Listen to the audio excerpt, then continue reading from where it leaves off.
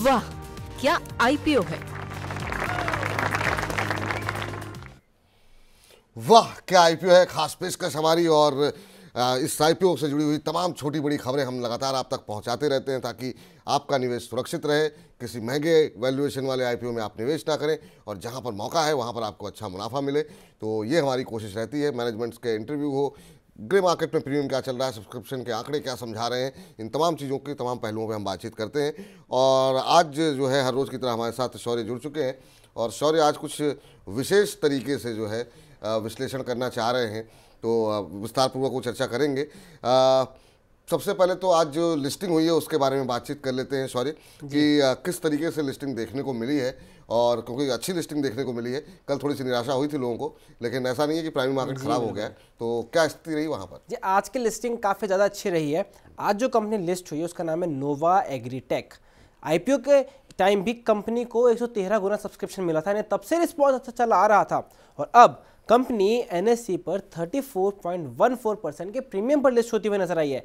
NSC पर share खोला है 55 रुपीज़ पर शेयर पर, और इशू प्राइस था इसका 41 रुपीज़ पर शेयर का। आईपीओ से कंपनी ने 143.81 करोड़ जुटाए थे, और कंपनी जो है मॉडर्न एग्रीकल्चर में काफ़ी काम करती है और काफ़ी इसके रिलेटेड प्रोडक्ट्स भी बनाती है। और यहाँ पर हमने आपको पहले ही बताया था कि ब्रोकर्स किराया क्या कुछ चल रही है, बीपी वेल्थ क्या कह रहा है। ज़्यादातर ब्रोकर्स आप देख सकते हैं स्क्रीन पर, उन्होंने सब्सक्राइब की सलाह दी थी, और यही वजह है कि लिस्टिंग भी काफ़ी शानदार देखने को मिली है। अब जरा पूछते हैं संतोष जी से कि वो इस समय क्या मान रहे हैं नोवा एग्रीटेक के ऊपर। सर, जिन लोगों ने लिस्टिंग गेन ले करके निकल गए हैं उनकी बात तो ठीक है, लेकिन जो लोग अभी भी होल्ड कर रहे हैं, या वो लोग जिनको आईपीओ में शेयर नहीं मिले, क्या वो करंट लेवल पे फ्रेश एंट्री कर सकते हैं? और जो लोग होल्ड कर रहे हैं उन्हें क्या होल्ड करना चाहिए, या एक बार के लिए मुनाफा मिल रहा है निकल जाना चाहिए? देखिए, हमने आईपीओ सेक्शन में ही इस कंपनी के बारे में बात किया था, और मैंने कहा था कि आप लॉन्ग टर्म के लिए भी इस कंपनी देख सकते हैं, और लिस्टिंग पे भी अगर मिलता है रिजनेबल प्राइस पे तो आप ले सकते हैं।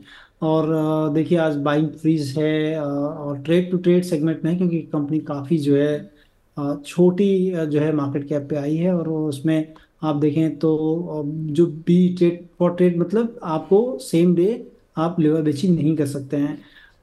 लेकिन जिस तरह से कंपनी का पोजीशनिंग इन द सेक्टर है वो काफ़ी अच्छी मुझे दिख रही थी कि इस कंपनी की डिमांड होगी, क्योंकि एग्रीकल्चर सेक्टर में जो टेक्नोलॉजी की बात कर रहे हैं, या फिर जिस तरह से प्रोडक्शन और सॉयल हेल्थ एनपीके के बारे में और सारी चीज़ें बहुत अच्छी तरह से मैंने देखा था कि है कंपनी में। मुझे लगता है कि इसमें और भी रनअप यहाँ से हो सकते हैं। तो लिस्टिंग गेन अगर आपने बुक कर लिया हो तो मुझे लगता है गलती होगी, क्योंकि अगर आपने हम लोग का ये प्रोग्राम नहीं देखा होगा तो शायद किया होगा। हमने आपको ये बताया था कि आप लॉन्ग टर्म के लिए इस कंपनी को रख सकते हैं। फ्रेश एंट्री कर सकते हैं सर करंट लेवल पे? फ्रेश एंट्री करने का मौका नहीं मिलेगा आपको, क्योंकि आज बाइंग फ्रीज है। तो हो सकता है अब ये कल आजमाएं कि कल अगर खुलता है तो आप वहाँ देख सकते हैं। ठीक है, तो जो लोग लेना चाह रहे हैं थोड़ा सा गिरावट आने के बाद ही एंट्री करें, और जिन लोगों ने जो एग्जिट कर लिया है तो उनकी तो कोई बात नहीं है, लेकिन हाँ, जो लोग अभी होल्ड कर रहे हैं उनको लॉन्ग टर्म के लिए होल्ड करना चाहिए। ये संतोष जी की राय है कि यहाँ पर आने वाले दिनों में और अच्छे रिटर्न आते हुए दिखाई देंगे। तो नोवा एग्रीटेक में फिलहाल के लिए अगर आप निवेशित हैं तो बने रहें, ये राय निकल करके आती हुई। चलिए, अब जरा जो आईपीओ खुला हुआ है उसमें क्या कुछ अपडेट है, और बीएलएसई सर्विसेज को लेकर के शौर्य, सब्सक्रिप्शन के आंकड़े तो काफ़ी उत्साहजनक देखने को मिले हैं। पहली दिन जो है रिटेल हिस्सा हो या फिर बाकी हिस्से हो, काफ़ी अच्छा रिस्पांस देखने को मिल रहा है। जी, पहले दिन मिला था, और आज तो और ज़्यादा अच्छा रिस्पांस देखने को नजर आ रहा है। और सिर्फ उसमें नहीं, ग्रे मार्केट में बहुत ज़बरदस्त रिस्पांस देखने को मिल रहा है। बीएलएस ई सर्विस की अगर बात करें तो आज 12:30 बजे तक लगभग 27 गुना भर गया था, और ग्रे मार्केट में से 166 रुपीज़ पर शेयर का प्रीमियम मिल रहा है। वो तब की बात है जब इसका इशू प्राइस है 129 से लेकर 135 रुपीज़ का, यानी 100% से भी ज़्यादा प्रीमियम पर कंपनी लिस्ट होते हुए नजर आ सकती है। ब्रोकर्स में जनरली बुलिश है। अगर लेटेस्ट आंकड़ों की बात करें तो अब ये 31 टाइम्स भर चुका है, जिसमें सारे ही कोटा अच्छे खासे भरते हुए नजर आ रहे हैं। अब हम इसको एक नए तरीके से देखते हैं, इसके वैल्यूएशंस को। देखिए, अगर आप किसी भी इन्वेस्टमेंट करते हैं तो आप देखते हैं उसमें रिस्क कितना है। अगर रिस्क ज़्यादा है तो आप चाहेंगे ज़्यादा रिटर्न मिले, और रिटर्न कैसे ज़्यादा मिलेगा? अगर कंपनी में ग्रोथ ज़्यादा होगी। तो इसके पैमाने के हिसाब से हम आज बीएलएस ई सर्विसेज के प्राइसिंग को समझने की कोशिश करते हैं। देखिए, बीएलएस ई सर्विस का प्राइस है 135। अब अगर हम फंडामेंटल तौर पर देखें और आप मान रहे हैं कि रिस्क के हिसाब से आपको 10% रिटर्न तो कंपनी में मिलना ही चाहिए, तो वो तब पॉसिबल हो पाएगा अगर कंपनी का ईपीएस हर साल 7.76% से ग्रो करे। पर अगर आपको लगता है कंपनी ज़्यादा रिस्की है, उस पर 12% रिटर्न तो आप एक्सपेक्ट करते हैं, इतना तो यार मिलना ही चाहिए, तो फिर 9.76% से कंपनी का ईपीएस हर साल ग्रो करना चाहिए, तब जस्टिफाई हो पाएगा इसका 135 रुपीज़ का प्राइस। वहीं अगर आपको लगता है कंपनी बहुत रिस्की है और 20% रिटर्न आप चाह रहे हैं हर साल मिले तभी इसका कुछ होगा, तो उसके लिए अर्निंग्स पर शेयर को हर साल 17.76% से ग्रो करने चाहिए, तब जाके प्राइस जस्टिफाई हो पाएगा। ये वो तमाम आंकड़े हैं। बहुत ही डिटेल में शौर्य ने इस बारे में बताया कि जिस तरह की उम्मीद आप रिटर्न की कर रहे हैं उसके लिए किस तरीके से कंपनी की अर्निंग ग्रोथ होनी चाहिए, ईपीएस ग्रोथ किस तरीके से होनी चाहिए, तब इस तरह के रिटर्न आपको आते हुए दिखाई देंगे। चलिए आप जरा चलते हैं संतोष जी के पास और संतोष जी से पूछते हैं। संतोष सर, आपने इशारों में इशारा तो किया कि जो है आप कहीं ना कहीं थोड़े से पॉजिटिव व्यूज़ आपके हैं जब इन्फीबीम पे सवाल आया था।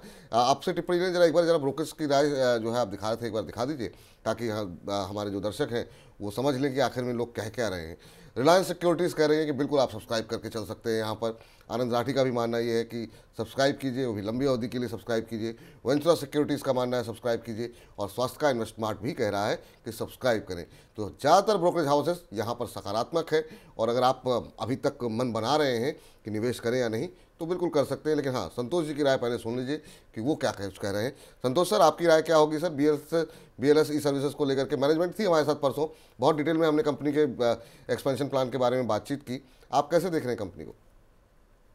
बहुत अच्छी कंपनी है और इनकी एक कंपनी ऑलरेडी लिस्टेड भी है, बीएलएस, जो वीजा का काम करती है। और ये कंपनी अगर आप देखें, अभी हाल फिलहाल में इन्होंने यूपी स्टेट इलेक्ट्रिसिटी बोर्ड से भी टाई अप किया है, और वहाँ पर जो भी गांव-गांव में जो बिल्डिंग होती है इलेक्ट्रिसिटी की, उसका जो है काम भी इनके पास है। सर्विसेज में अगर आप देख लें तो money transfer, micro ATM service, pan की जो सर्विसेज हैं, जो कि पैन किसी को बनाना है, रिचार्ज, ट्रैवल अगर आप कर रहे हैं तो ट्रैवल के लिए टिकट बुकिंग का काम करती है। बहुत सारा काम है इनके प्लेटफॉर्म पे। तो मुझे लगता है कि ये जो बिजनेस है काफ़ी अच्छा है, और ये और पूरे गांव-गांव तक फैलने की क्षमता है इसमें। और इसके लिए काफ़ी जो है, मैं देखा कि आवेदन भी इनके साइट पे है कि अगर कोई इनका डीलर डिस्ट्रीब्यूटर बनना चाहता है तो वो कर सकता है। तो बिजनेस एज ए होल काफ़ी अच्छी पोजीशनिंग है इनकी, और कामकाजी नतीजे भी अगर आप देखेंगे तो वो भी काफ़ी अच्छे हैं, और हाल फिलहाल में काफ़ी अच्छा ट्रैक्शन हो रहा है। लास्ट ईयर 20 करोड़ रुपए कंपनी ने कमाया, और 6 महीने के अंदर अगर आप देखें तो वहाँ पर तकरीबन जो है 14 करोड़ रुपए ऑलरेडी कमा चुकी है कंपनी। वैल्यूएशन भी बहुत ज़्यादा महंगे नहीं है। मुझे लगता है कि इस बिजनेस में आपको निवेश करना चाहिए, और यहाँ पर आपको अच्छी कमाई हो सकती है। जी, तो ये फिलहाल राय निकल करके आती है। सर, जो लोग लिस्टिंग गेन के लिए अप्लाई करना चाहते हैं, बहुत सारे लोग हमारे दर्शक ऐसे हैं जो लिस्टिंग के दिन ही निकल जाते हैं, उनके लिए क्या राय रहेगी? और जो लोग थोड़ा सा लंबी अवधि के लिए निवेश करना चाह रहे हैं उनके लिए क्या सलाह रहेगी आपकी? देखिए, लिस्टिंग गेन भी अगर देखिए, जहाँ पे लॉन्ग टर्म के लिए चीज़ें अच्छी हैं तो आप लॉन्ग टर्म वाले तो बने रहें, लेकिन अगर लिस्टिंग गेन वाले भी चाहें तो लाइन में खड़े हो सकते हैं, अगर तकदीर आजमा सकते हैं, मिल गया उनको तो डेफिनेटली वो बुक करके निकल जाएं, क्योंकि उनका तो नज़रिया ही बहुत ही कम अवधि का है। अगर आपकी लंबी अवधि का नज़रिया है तो मुझे लगता है कि मल्टीप्लायर हो सकता है ये स्टॉक। लंबी अवधि का नज़रिया है तो ये जो है कई गुना जो है आपको रिटर्न यहाँ पर आते हुए दिखाई दे सकते हैं। ये राय फिलहाल निकल के आती हुई, तो अगर आप निवेश करने का मन बना रहे हैं तो ब्रोकर्स जो है सकारात्मक है। जो ग्रे मार्केट प्रीमियम है वो कल के मुकाबले बढ़ता हुआ दिखाई दे रहा है, इसका मतलब कि लिस्टिंग गेन भी यहाँ पर अच्छा मिल सकता है। लंबी अवधि के लिए संतोष जी का कहना ये है कि कई गुना रिटर्न मिल सकता है, तो लंबी अवधि के आधार पर अगर आप निवेश करना चाहते हैं तो बिल्कुल यहाँ पर निवेश कर सकते हैं। तो हर पैरामीटर पे अभी फिलहाल चीज़ें सकारात्मक दिखाई दे रही हैं, और अगर आप मन बना रहे हैं तो निश्चित रूप से यहाँ पर आप निवेश कर सकते हैं। और अपने दर्शकों को ये भी बता दें कि आईपीओ से जुड़ा हुआ कोई सवाल हो तो अभी आप कमेंट बॉक्स में जाकर के जो है या लाइव चैट पे जाकर के टिप्पणी करें, या व्हाट्सएप के जरिए अपना सवाल भेज दें, तो हम जो है 1-2 प्रश्नों के उत्तर कोशिश करेंगे कि आपको इस कार्यक्रम में मिल जाए। लेकिन एसएमई क्षेत्र के अंदर क्या कुछ हलचल चल रही है वो जरा आप शौर्य से समझ लेते हैं। शौर्य, एसएमई क्षेत्र के आईपीओ कौन कौन से हैं? जी, एसएमई क्षेत्र के 2 आईपीओ को डिस्कस कर लेते हैं। पहला है बवेजा स्टूडियो, इस पर कल भी बात हुई थी। हम बवेजा एक जाना माना नाम है इंडस्ट्री का, फिल्म इंडस्ट्री का, वो इस कंपनी से जुड़े हुए हैं। इस आईपीओ अगर बात करें तो आज 12:30 बजे तक 86% भरा था। इसका इशू प्राइस है 170 से लेके 180 रुपीज़ का। ये लगभग काफ़ी बड़ा आईपीओ साइज है एसएमई के हिसाब से। 97.2 करोड़ रुपए का साइज है, जिसमें से फ्रेश इशू है 72 करोड़ रुपीज़ का, और ग्रे मार्केट में से 15 रुपए का जीएमपी मिल रहा है। ये फिलहाल राय यहाँ पर निकल करके आती हुई, यहाँ पर जो स्थिति बनती हुई दिखाई दे रही है।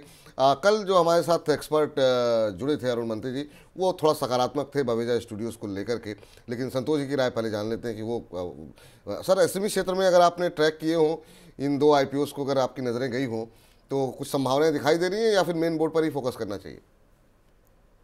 देखिए, एसएमई में भी बहुत सारी चीज़ें हैं। अगर हम बिजनेस को अच्छी तरह समझ सकें तो वो वहाँ पर पैसा काफ़ी मल्टीप्लाई ज़्यादा होता है, क्योंकि वहाँ पर कंपनियाँ बहुत ही सस्ते भाव में आती हैं। लेकिन बशर्ते कि हम उनके बिजनेस को समझ पाएँ। सबसे पहली चीज़ है कि बिजनेस का आकलन करना, उनके रेवेन्यू का आकलन करना कि कितनी कंटिन्यूटी ऑफ दैट रेवेन्यू रहेगी, प्रॉफिट मार्जिन का ठीक रह पाना, क्योंकि छोटी कंपनियां होती हैं और इनको काफ़ी थ्रेट होता है बड़ी कंपनियों से। तो ये सारी चीज़ें हैं, और उसमें जो उम्दा काम करते हैं वो हमेशा अच्छा कर लेते हैं कहीं भी रहें। तो वो देखना काफ़ी ज़रूरी होगा। और जहाँ तक जो है मुझे लगता है कि इस कंपनी का बात है, तो यहाँ पर मुझे लगता है कि थोड़ा डाइसी है, क्योंकि अगर आप देखें एज ए होल बिजनेस, तो स्टूडियो के जो बिजनेसेस हैं उसमें मेरे को थोड़ा सा स्केप्टिक हूँ मैं, क्योंकि मैं काफ़ी कंजर्वेटिव हूँ, जहाँ पर मुझे अर्निंग्स के जो है वो चीज़ें ज़्यादा नहीं दिखती हैं, या कंटिन्यूटी ऑफ द बिजनेस, या फिर कंटिन्यूटी नहीं, अगर आप कहना कि मुझे दिखना चाहिए कि जो मार्जिन है वो मेंटेन रहे, नेट प्रॉफिट जो है उसका फ्लो ठीक रहे, तो वो थोड़ा सा स्टूडियो बिजनेस में मुझे लगता है कि थोड़ा कम है। बेटर मुझे लग रहा है कि इससे जो दूसरी कंपनी है मेगाथर्म इंडक्शन, चूंकि आने वाले टाइम पे जिस तरह से स्टील में या फिर आप देख लें सीमेंट में जिस तरह से एक्सपेंशन है, उसमें इस कंपनी पे थोड़ा सा लग रहा है कि जो है इसमें कुछ किक आपको मिल सकते हैं। नंबर्स भी मेरे को ठीक ठाक लग रहे हैं इसमें, और क्योंकि जितना बड़ा एक्सपेंशन है पूरे प्राइवेट कैपेक्स में, थोड़ी देर बाद पहले बात कर रहा था, उसका इस कंपनी को लाभ मिल सकता है, तो इस कंपनी को देखा जा सकता है। तो ये रहा है फिलहाल एसएमई क्षेत्र के आईपीओ पे निकल करके आती हुई। चलिए, बहुत सारे प्रश्न आ गए हैं, लेकिन कुछ एक प्रश्नों को शामिल कर लेते हैं। इसमें ज्योतिराम निकम जी कह रहे हैं पीबी फिनटेक के बारे में राय दीजिए। इस पर पीबी फिनटेक पे डिटेल में चर्चा हुई है बजिंग स्टॉक्स में, अगर कार्यक्रम में आप पीछे जाएंगे तो आपको मिल जाएगा। बाकी थोड़ी देर में हम अपलोड भी कर देंगे अलग से बजिंग स्टॉक के सेगमेंट में, आप जाकर करके प्ले लिस्ट में जो है देख सकते हैं। इसके अलावा जो है रितेश पाटीदार जी जानना चाह रहे हैं सर कि JWL के ऊपर इनकी राय जानना चाह रहे हैं कि इन्होंने 419-420 के आसपास लिया हुआ है JWL इंफ्रा, और कहना है कि मतलब जो है अभी क्या करना चाहिए। हाल की लिस्टिंग है सर, और अभी क्या स्ट्रेटजी होनी चाहिए, कैसे देख रहे हैं आप इस कंपनी को? आपने कौन सी कंपनी बोली, मैं सुन नहीं पाया sir JW infra sir. JSW infra है? जी जी जी, JSW इंफ्रा। हाँ, देखिए JSW इंफ्रा जो है ये हमारी रिकमेंडेशन भी रही है आपके चैनल पर। बिल्कुल। देखिए, इसमें जो एक अभी हाल फिलहाल में एक इशू आया था थोड़ा सा, वो था कि इनके प्रमोटर के ऊपर कुछ आक्षेप लगे थे, कोई पर्सनल आक्षेप लगे थे, जिसके कारण कि इनकी सारी ग्रुप की कंपनियां के प्राइस में हमने सप्रेशन देखा था। और वो एक जो पर्सनल कैरेक्टर पर जो है एक आक्षेप लगा था किसी महिला के द्वारा। उसके बाद हम देख रहे हैं कि पूरे ग्रुप के शेयर्स में हम डाउनवर्ड एक रिएक्शन देखे हैं। थोड़ी देर पहले मैं बात कर रहा था कि इंडिया में जो पोर्ट क्षेत्र है, जो पोर्ट इंफ्रास्ट्रक्चर, उसमें दो कंपनियां हैं लिस्टेड हैं, अडानी पोर्ट और JSW इंफ्रा। और JSW इंफ्रा में ये काफ़ी जो है इसके कंज्यूमर वो खुद भी हैं, क्योंकि JSW स्टील जो है वो बहुत बड़ा माल यहाँ से बाहर की तरफ भेजता है, तो उसका खुद भी यूज़ करते हैं कैप्टिव के लिए भी। और जिस तरह से इकोनॉमी ग्रो करेगी और हमारे जो गवर्नमेंट का उद्यम है कि हमारे यहाँ सारी चीज़ें मैन्युफैक्चर हों और यहाँ से हम बाहर भेजें, तो उसका जो लाभ होगा परोक्ष रूप से वो इन सारे पोर्ट पर होगा, क्योंकि यहाँ पर आवागमन सामानों का जो है गुड्स का एक्सचेंज काफ़ी बढ़ जाएगा। उस लिहाज से मुझे लगता है कि काफ़ी प्रॉमिसिंग है ये सेक्टर, और ये कंपनी भी वेल पोजिशन टू डू है। तो मुझे लगता है इस मौजूदा स्तर पर लें या कोई गिरावट भी होती है तो आप इसको कंसिडर कर सकते हैं कि इसमें निवेश किया जाए। ठीक। इस बीच श्रीलाल मीणा जी अलवर राजस्थान से लिख रहे हैं, विपुल जी को नमस्कार, मैं आपके चैनल का फ़ैन हूं, आपका चैनल उत्तरोत्तर प्रगति करता रहे, सबके प्रश्नों के उत्तर से बड़ा ही लाभकारी होता है। तो बहुत बहुत धन्यवाद सर इतने अच्छे अच्छे शब्दों का प्रयोग करने के लिए, और कोशिश ये रहती है कि आप सभी दर्शकों के प्रश्नों के उत्तर जो है दिए जाएं। हालांकि समय की कमी के चलते बहुत सारे प्रश्नों के उत्तर हम नहीं दे पाते हैं, लेकिन चलिए कोशिश रहती है। टाटा टेक्नोलॉजी के ऊपर सर 2-3 सवाल आए हुए हैं और लगातार IPO सेगमेंट में इस पर सवाल आ रहे हैं। टाटा टेक्नोलॉजी को लेकर के अभी क्या करना चाहिए सर? रिजल्ट हमने देख लिए हैं। देखिए दिसंबर क्वार्टर का रिजल्ट भी आया है और बहुत ज़्यादा जो है नंबर्स में चेंज नहीं आया है अगर आप देख लें लास्ट क्वार्टर से, लेकिन लास्ट ईयर से अगर आप देखेंगे तो थोड़ा चेंज दिखता है। स्टॉक थोड़ा महंगा है, लेकिन मुझे लगता है कि पेनिट्रेशन ऑफ दिस कंपनी और इनके जो कामकाज हैं वो काफ़ी अच्छे रहेंगे। लेकिन जिस दिन लिस्टिंग हुई थी विपुल जी, मैं आपके चैनल पे था, मैंने कहा था कि मेरे पास जो आया था शेयर मैंने बेच दिया था 1350 के भाव में। लेकिन मैं अब जो है ये सोच रहा हूँ कि अब ये सब कब लिया जाए, तो थोड़ा वेट कर रहा हूँ कि करेक्शन अगर हो जाए, यहाँ से 100-125 रुपये घट जाए तो स्टॉक में मैं वापस एंटर करना चाहूँगा, क्योंकि फिर से वो अट्रैक्टिव हो जाएगा। जी, तो ये रहा है फिलहाल निकल करके आती हुई, और फिलहाल के लिए अब वाह क्या आईपीओ है कि सेगमेंट को यहीं पर समाप्त करते हैं। लेकिन आपको ये अवश्य बता दें, बजट के दिन बड़ी कवरेज के साथ मनी 9 सुबह से लगातार हमारी कवरेज जारी रहेगी। सुबह 10 बजे से लाइव आप अपने प्रश्न पूछ सकते हैं, लाइव हमारे साथ जुड़ सकते हैं, बजट का सटीक विश्लेषण होगा, तमाम एक्सपर्ट का पैनल जो है हमारे साथ मौजूद रहेगा और संतोष जी भी मौजूद रहेंगे। तो कल का दिन जो है वो मनी 9 के साथ आप बुक कर लीजिए और सुबह 10 बजे से लगातार मनी 9 के साथ बने रहिए। फिलहाल के लिए वाह क्या आईपीओ है में इतना ही।